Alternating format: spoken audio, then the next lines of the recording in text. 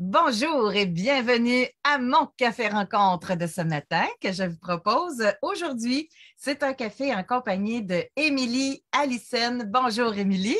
Allô, José? Émilie, là, vous la regardez, vous allez dire, mais de quoi on va parler ce matin? On va parler de bière parce que, bon, Émilie, c'est une grande passionnée de bière et passionnée, elle connaît la bière, elle travaille dans le milieu de la bière. C'est une émettrice de microbrasserie. Elle également, elle s'occupe en fait de la gestion de boutique Chaloux, on peut dire ça au grand marché particulièrement. Et bon, elle fait des chroniques à la radio aussi. Quand on dit passionnée, c'est vraiment le cas. On pourrait commencer tout d'abord par vous saluer. Merci beaucoup d'être là, tous ceux qui se connectent le matin pour les cafés rencontres. Puis j'en profiterai même s'il y en a qui ont des questions en lien avec la bière. Et oui, je sais que sur ma page, j'ai beaucoup de gens qui font le mode de vie cétogène. On va parler de bière keto également en fin de chronique. Mais gênez-vous pas, même si vous n'êtes pas keto et que vous avez des questions sur la bière, ça pourrait être intéressant avec Émilie. On pourra y répondre tantôt. Mais parle-nous tout d'abord de toi, là, cette passion-là. C'est arrivé comment dans ta vie, Émilie?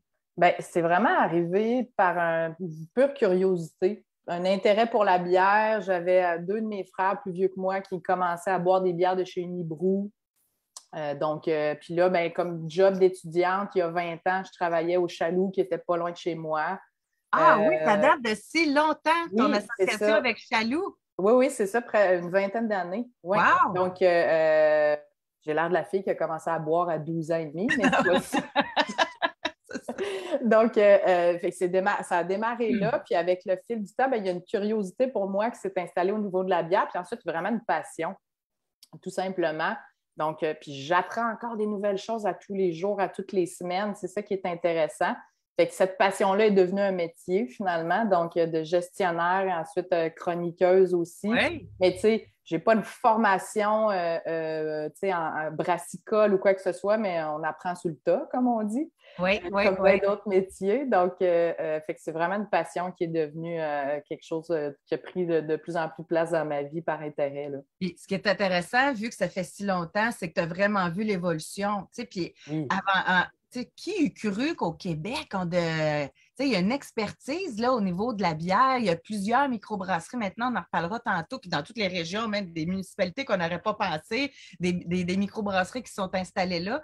Mhm. Mais c'est à partir de quand, te souviens-tu, y a-tu eu un moment tournant où les gens ont, tu sais, ils n'ont pas nécessairement délaissé le vin, mais sont beaucoup intéressés à la bière? Je dirais peut-être un 5-6 ans environ. Tu sais, disons qu'il y a une 10-12 ans, il y a vraiment un truc qui s'est installé, des nouvelles brasseries qui ont ouvert, tu sais, mais il y en a qui fêtent leur 25e anniversaire. Je pense à Barberie cette année, Bill Bocquet l'année dernière.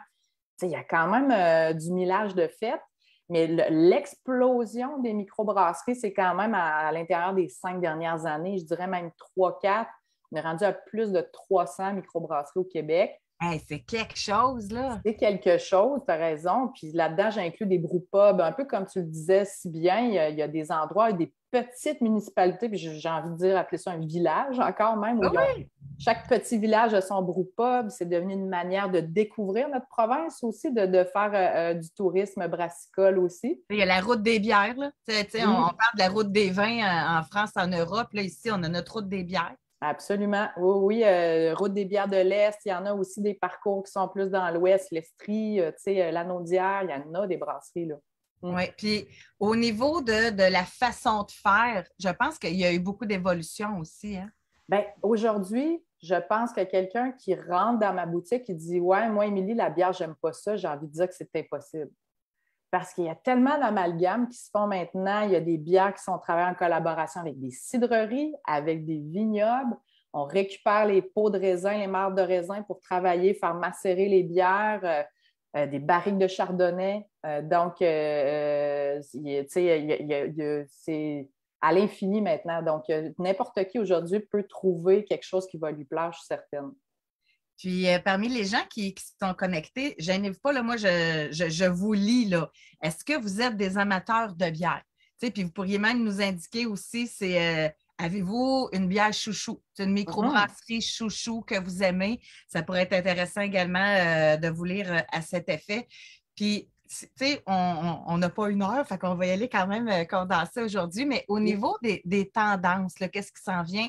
Moi, c'est sûr que là, j'ai l'arbre là, OK? Mais je remarque que de plus en plus, il y a des bières, des microbrasseries qui s'attardent, puis ils l'écrivent même sur leur canette, là, keto. Là. Tu sais, puis une des premières, et je suis très contente parce que c'était une demande spéciale que j'avais, c'est la Forge du Mal qui a fait des bières keto. Puis là, bien, il y en a d'autres également qui en ont suivi. Puis tu pourras en montrer tantôt des nouveautés.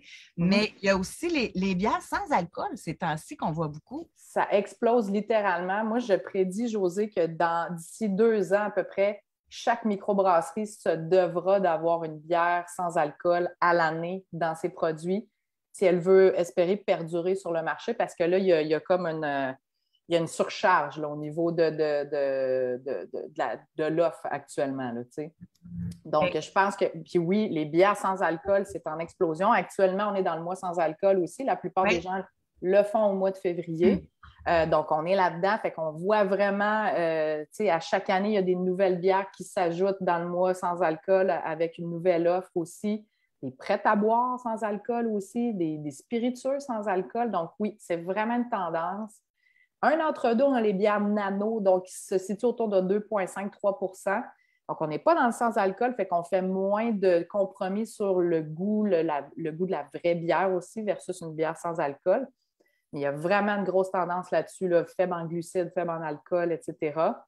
Au début, il me semble, là, c'est que quand les microbrasseries sont arrivées sur le marché, ça se peut-tu que c'était l'inverse? On dirait que les gens étaient attirés par les microbrasseries parce que le pourcentage d'alcool était plus élevé pas mal que ce qu'on pouvait retrouver. Oui, bien peut-être. Oui, il y a quand même des pale ale, des trucs classiques qui étaient là. Souvent, au départ, les brasseries avaient, mettons, 4 ou 5 bières classiques, une rousse, une blonde. Puis au Québec, on est le seul endroit au monde à peu près où on appelle les bières par la couleur. Là. OK, c'est vrai, c'est pas comme ça ailleurs. Je fais souvent le comparatif. Nous, on est le seul endroit au monde où on a des cégeps et on appelle la bière par le nom de la couleur. Fait que oui, chaque brasserie brewpub qui se respectait avait une blonde, une rousse, une blanche, une noire. Mais là, ça a tellement évolué. Mais bière plus forte en alcool, oui, il y a quelque chose qui s'est installé là-dessus. C'était quelque chose qui était moins sur une ligne droite. Hein? Ça reste des produits artisanaux quand même. Donc, effectivement, il y avait peut-être un petit côté chaleureux un peu plus important, disons comme ça. Mais aujourd'hui, on trouve les extrêmes. On va avoir des bières à 12 % puis on va en avoir à 2 %. Donc, c'est vraiment un positionnement face au consommateur. Comment il se dirige, qu'est-ce qu'il recherche. Parce que le consommateur, il y a tellement de nouveautés sur les tablettes à chaque semaine que je pense qu'actuellement, même lui, le consommateur, il ne sait plus ce qu'il a envie de boire. Fait que il y a un repositionnement qui se fait. Comment on explique ça? Exemple, là, quand on va à l'SAQ, OK? On le sait, il y a 5 ans, il y avait tel vin sur les tablettes. Il est encore là aujourd'hui. Dans le monde de la bière, là, c'est tout le temps en train d'évoluer, tout le temps en train de changer. Est-ce que c'est le consommateur qui veut ça? C'est-tu les brasseurs qui s'amusent? Comment on explique ça? Bien, la part de marché est importante. La pointe de tarte, elle fait juste bouger un peu. Hein. La tarte, elle reste à 360 degrés en tout temps. Fait que c'est un combat constant pour ça. Fait que j'ai l'impression que c'est un peu les brasseries qui ont parti le bal de dire OK, bien, à chaque semaine, il faut que je sorte une nouveauté si je veux garder ma place sur les tablettes, parce que là, il y a 4 brasseries qui ouvrent la semaine prochaine. Eux autres aussi, ils vont vouloir avoir de l'espace tablette. Nos tablettes ne sont pas élastiques. Donc, de la place pour de la bonne bière, il va toujours y en avoir, mais ça ne veut pas dire que des classiques, c'est plus bon non plus. OK. Moi, il y a une partie classique qui reste. Oui. Puis, ça, c'est les meilleurs vendeurs, j'imagine. Exact. Les meilleurs vendeurs, la notoriété de la brasserie, la stabilité des produits aussi. Le consommateur, aujourd'hui, il commence à être un fin connaisseur aussi, connaisseuse. Oui. Fait que ça se peut très bien. Il est de plus en plus infidèle aussi. Mais si tu as un produit de qualité qui se respecte, que le branding, tout ça répond encore à une demande, ces brasseries-là vont être capables de perdurer même s'ils n'ont pas de nouveauté à chaque semaine. Puis le monde des femmes aussi, hein, je pense que ça aussi, de plus en plus, font partie des parts de marché. Oui. Les femmes s'intéressent de plus en plus aux bières de microbrasserie. Mm-hmm. Oh, oui, absolument. Puis, ce que j'aime, là, en fin de semaine, on avait un événement brassicole, puis ce que j'ai aimé voir, c'est qu'il y avait autant de gars qui buvaient des bières aux fruits que de filles qui buvaient des stouts.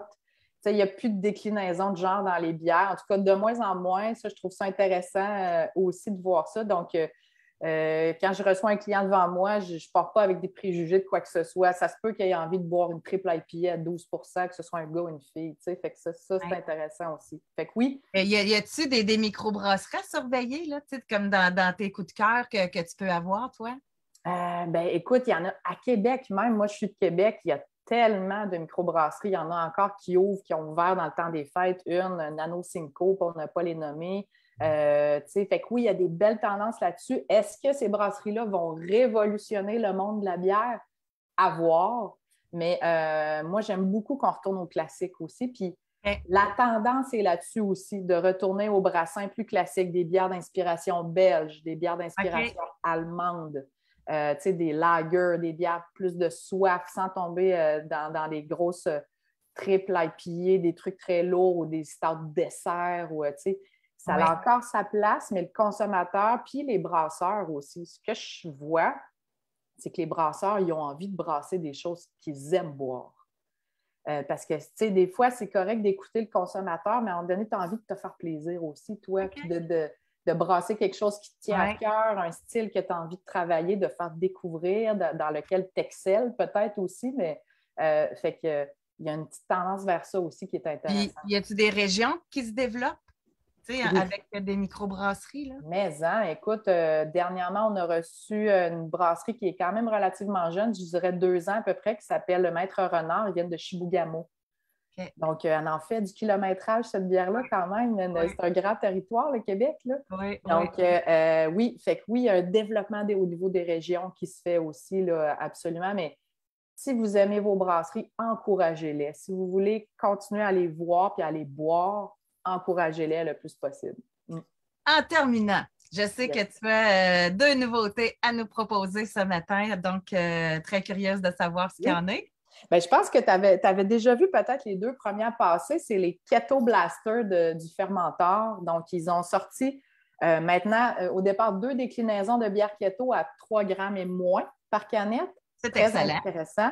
Je ne sais pas si tu les as essayés. Ils ont fait une blonde et une IPA. Pas encore. OK. Je suis en Floride, fait que j'ai pas eu accès. Ah, c'est vrai. On va t'en garder au froid, Josée, quand tu seras de retour au printemps. Puis là, ils ont sorti en début d'année un stout. Donc, toute la série s'appelle Keto Blaster. C'est le petit nom qui va changer ici. Donc, ils ont fait un stout. C'est la première fois, moi, personnellement, que je vois un stout keto, puis une rousse keto également. Donc, Keto Blaster encore, rousse. 2 bières à 4,5 d'alcool, encore là, moins de 3 grammes par canette. Fait que je trouve ça le fun. Là, on commence à avoir des déclinaisons de bière keto. On n'est pas juste dans la bière blonde et la brute. Vraiment hot. Je suis super contente. Je sors du mois sans alcool, alors je ne les ai pas essayés encore. Mais écoute, assurément, il y a de la clientèle pour ça. Puis je trouve ça le fun que les brasseries embarquent là-dedans puis puissent vous offrir quelque chose qui n'est pas dans le compromis. Pas c'est ça. On tombe dans les bières Michelob Ultra de ce monde. C'est bien fait. Par contre, c'est mince un peu. Il n'y a pas de profondeur, moins de profondeur du moins. Fait que là, on tombe avec quelque chose qui est plus intéressant. On se rapproche pas mal plus de la vraie vie. Là, puis c'est un marché, on parle de keto, oui, mais si tu penses à tous ceux qui font du diabète, qui veulent juste couper le sucre, de plus en plus, on le voit, la tendance est là. Il y a de la science. Je ne vais pas vendre ma salade dans ta chronique de bière, là, mais la science parle comme quoi le sucre, c'est vraiment néfaste là, pour la santé. Fait que c'est intéressant. Puis de voir qu'ils constatent eux aussi qu'il y a un beau marché pour eux autres. C'est gagnant-gagnant dans les 2 sens. Donc, si les gens veulent... juste chez Chaloux, là, juste au grand marché, vous avez combien de sortes de bières différentes? Écoute, notre boutique, c'est à peu près 750 pieds carrés. On a à peu près 1000 produits différents dans la boutique. C'est complètement débile. Wow!